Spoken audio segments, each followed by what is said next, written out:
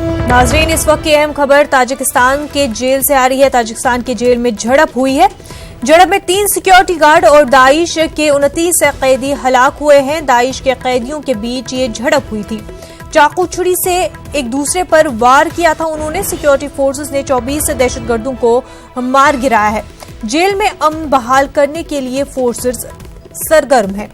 इस वक्त की काफी अहम खबर नाजरीन ताजिकिस्तान की जेल से हम आपको बता रहे हैं, जो कि वहां पर झड़प हुई है। ये झड़प में 3 सिक्योरिटी गार्ड और दाइश के 29 कैदी जो है हलाक हो गए हैं। दाइश के कैदियों के बीच ये झड़प हुई थी।